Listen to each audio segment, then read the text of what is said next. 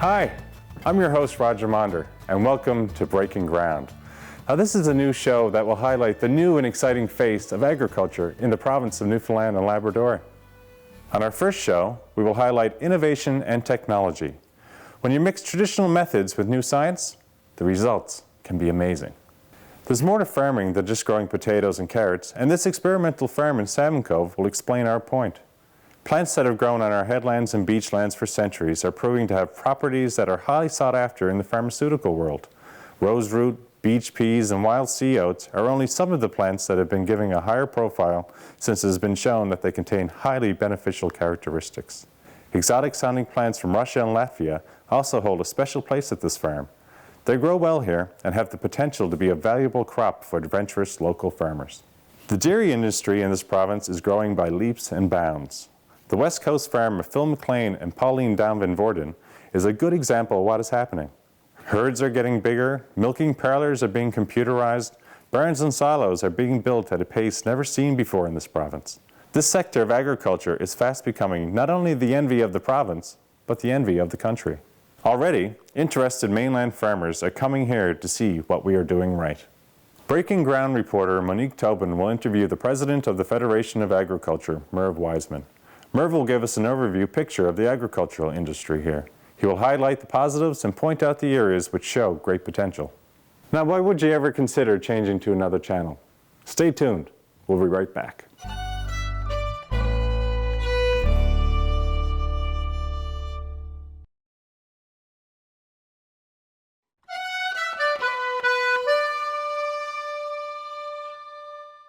Welcome back. As promised, we're going to head out to Salmon Cove, where farming not only takes us in the past, but well into the future.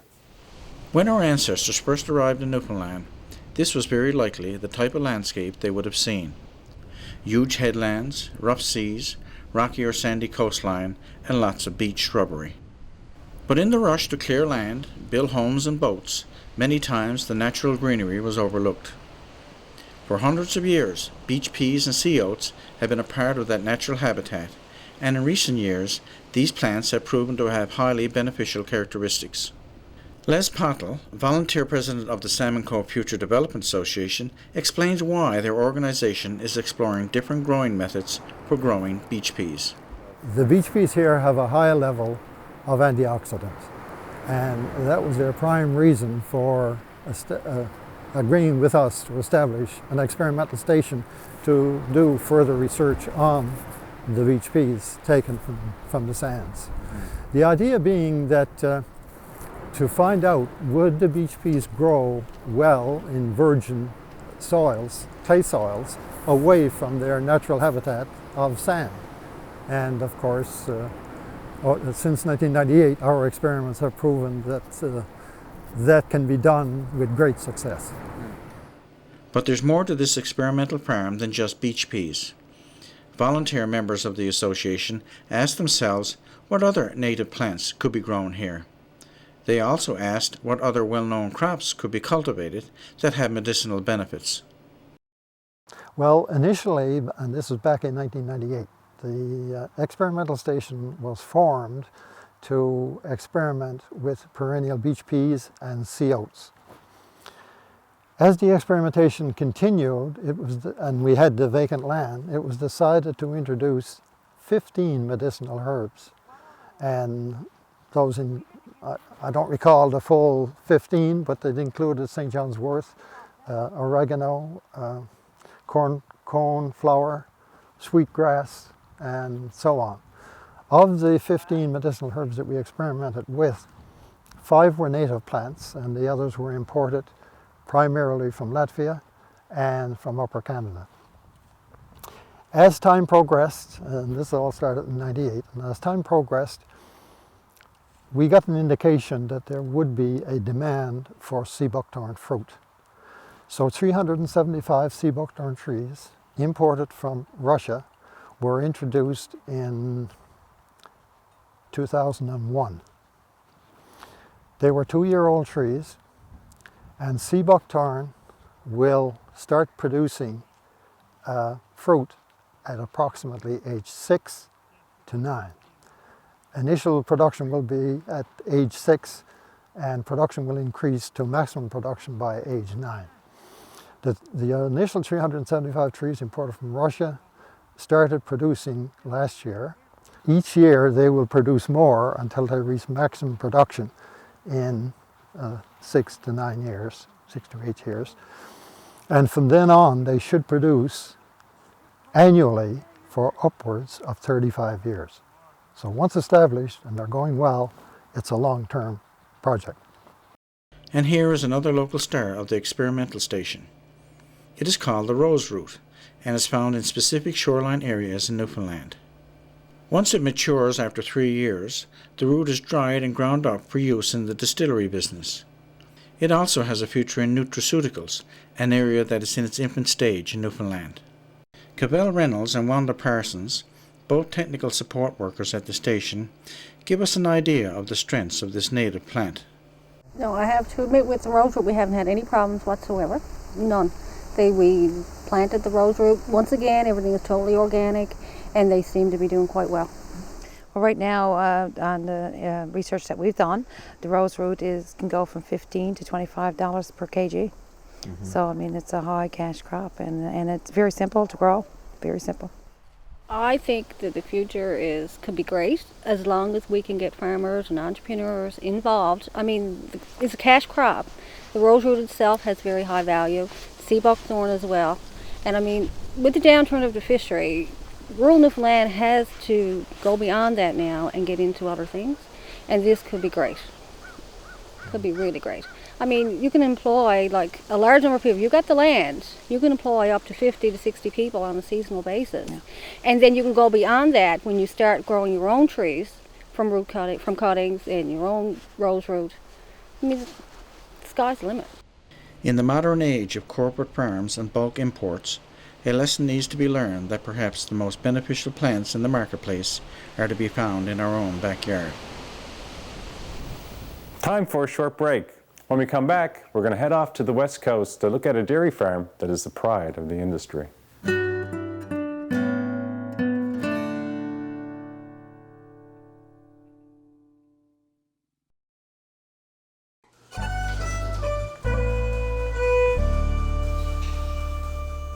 Now it's off to the west coast of the island, where it's quite literally the land of milk and honey. Here's the milk part. Phil McLean and Pauline Van Voorden are two good examples of how study, planning, and hard work have combined to make a successful dairy farm. With training, a vision for the future, and an opportunity that presented itself in this province, they have built a farm that is on par with any similar operation in Canada. Pauline gives us a thumbnail sketch of how it all developed.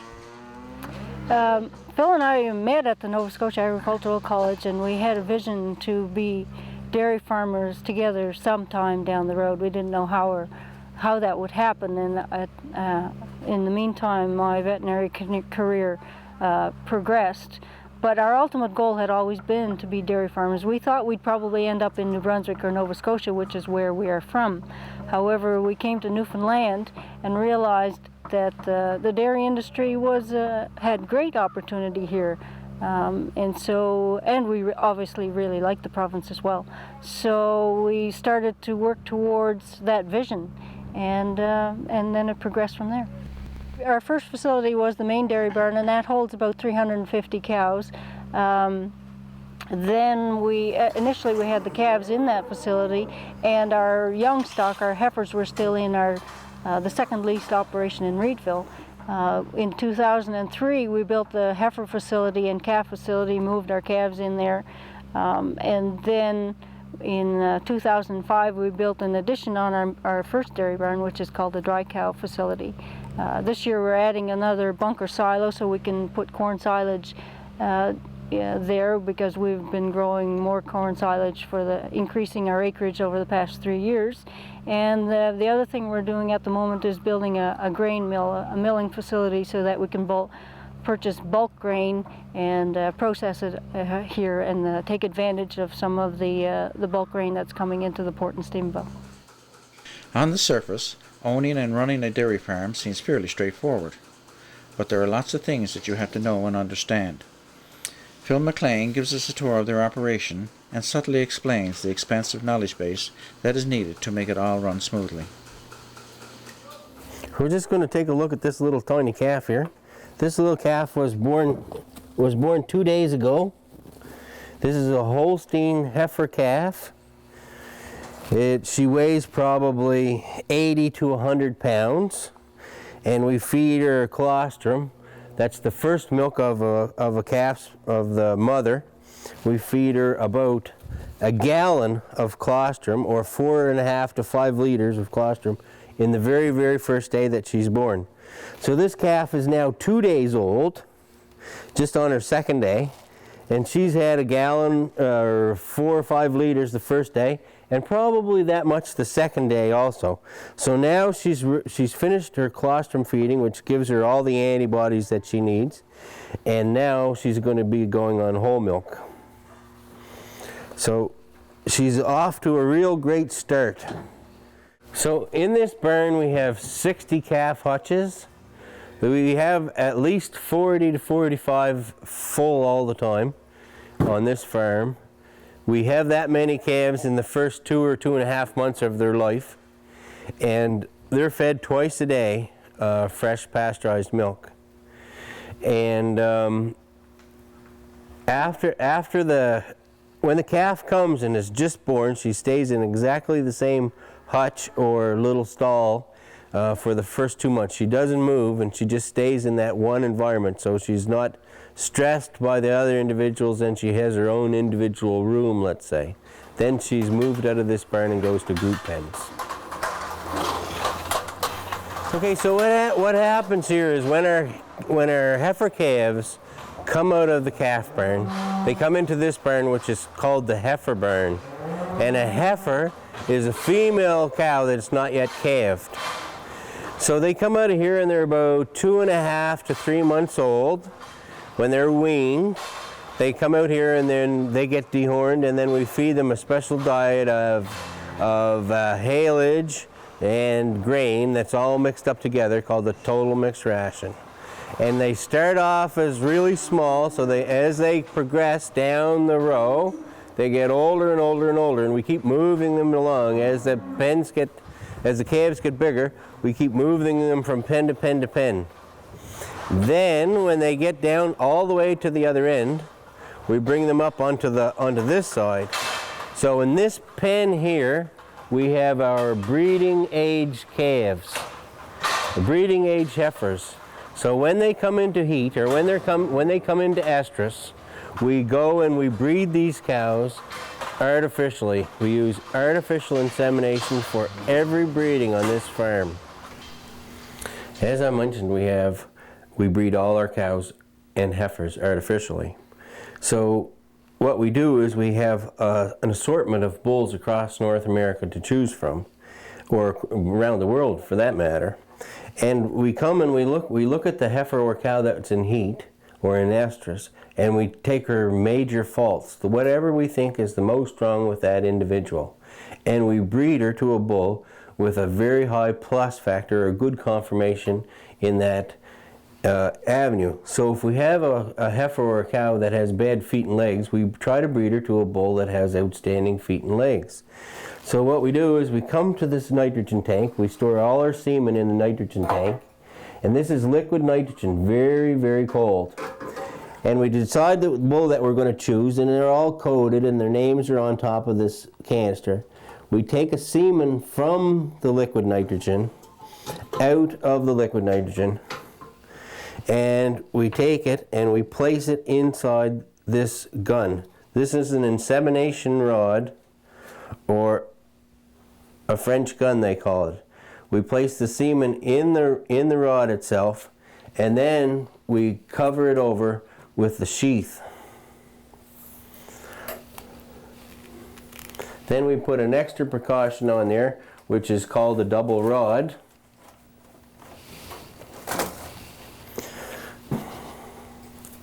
And then we're ready to go. So we want to keep this semen warm. So a lot of people put it under their arm to keep it warm. And we thaw the semen out. We thaw the semen out first in this liquid water bath. It's exactly the right temperature of the cow's body. So we have a little thermometer in here. So we thaw the semen out. Then we go inseminate the cow. So then when these heifers are confirmed pregnant, then we move them out of this pen down the rest of the barn. And so the heifers that are beyond this group of 25 or 30 calves in this, females in this group, are all confirmed pregnant. So they'll all calve within the next 7 months. The gestation period is about 9 months, just like people, but to be confirmed they have to be at least 2 months pregnant.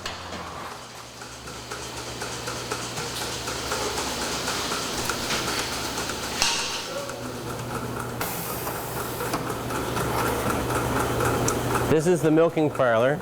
We milk 350 cows 3 times a day. The average cow in our herd gives about 30 to 32 liters per cow per day. And we milk that cow 3 times a day. Our cows are about 650 to 700 kilograms in size, and they eat about 23 kilograms of dry matter a day, and they can drink up to 150 liters of water every single day. It just depends on production exactly how much they eat. But so we milk cows from about 5 o'clock in the morning to 9, and then 1 until 5 in the afternoon, and then again at night from 9 until midnight. So this parlor goes quite often. It's a double 10 herringbone, so you have 10 cows on each side. So there's 20 cows being milked at once. And so agriculture is an opportunity for growth, and I think it allows many Newfoundlanders, and will in the future allow many Newfoundlanders to stay here. There was a time that all that milking was done by hand. Thank God for machinery, I'd say. When we return, Breaking Ground reporter Monique Tobin will interview Merv Wiseman, the president of the Federation of Agriculture.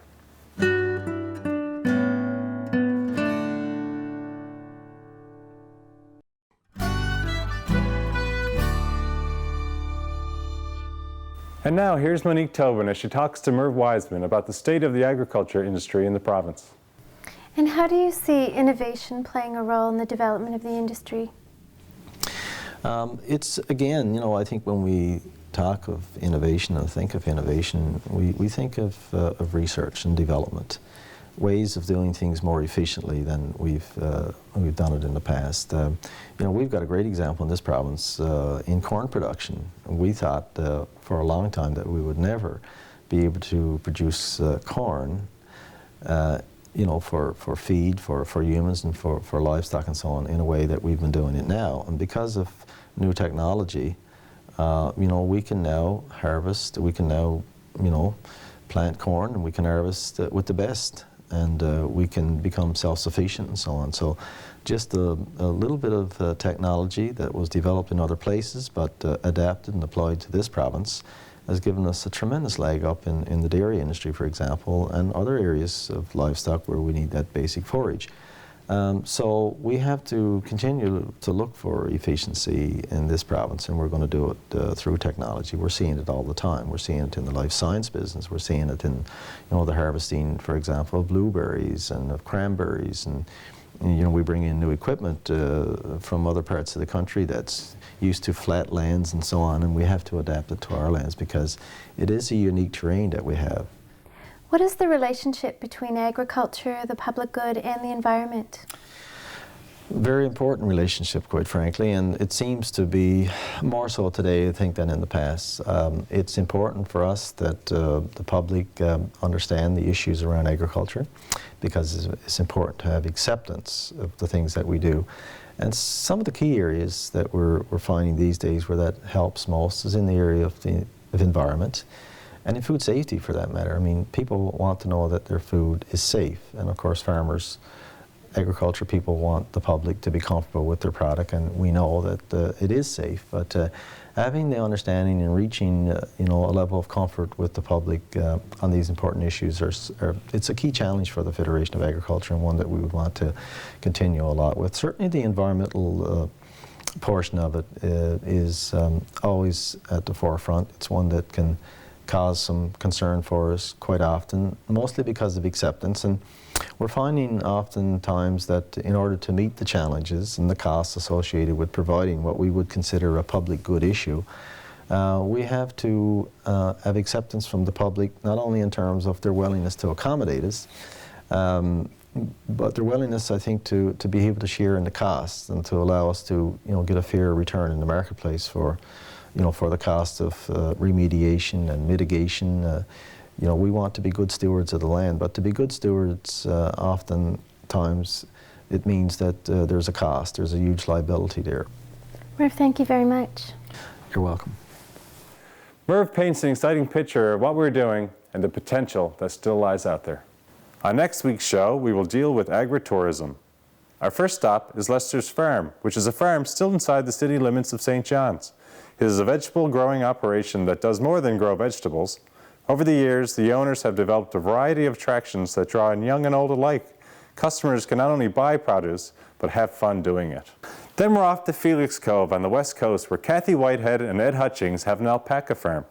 These beautiful and friendly animals not only provide wool for a small cottage industry of knitted items, they have proven to be quite an attraction, bringing in over 5,000 visitors annually to the area. Windy Meadows in the Gouls is a farm that combines the growing and harvesting of traditional livestock with a wide variety of fun activities that kids just love to be a part of. There is an animal petting park, corn mazes to navigate, sandlots where kids can operate mini tractors, and many more attractions. And not only do kids have fun, but they learn a lot about where their food comes from. Monique Tobin's guest next week will be Mary Lester.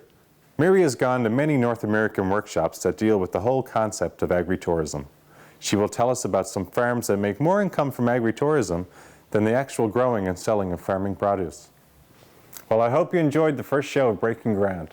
I'm your host, Roger Monder, and we'll see you next week.